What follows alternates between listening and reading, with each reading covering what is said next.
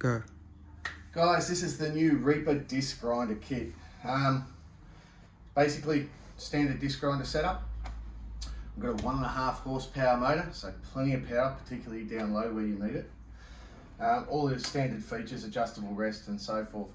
However, a couple of things. First of all, a very compact VFD. Now, as you all know, mounting a VFD can be kind of tricky in some small shops.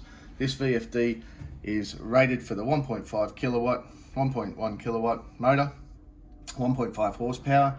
It has an on-off switch, so there's no fan running all the time, and it runs a large heat sink here on the bottom to remove heat. So you don't have the fan running all the time, even when you're not using the grinder, unless you switch it off from the wall.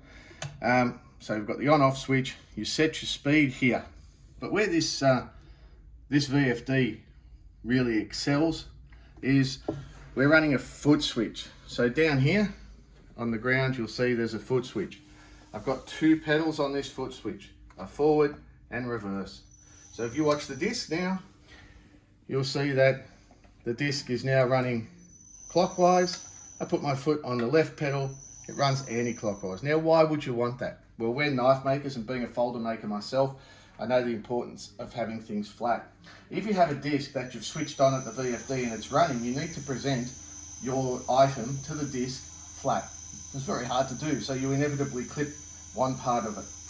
With a foot switch, you can push the piece up with both hands securely against the disc and then start the disc. And likewise, if you're coming in from the other side with a blade or something that you want to sand in the other direction, you push the other pedal, it goes the other way. So that's the new setup that we're doing for Reapers.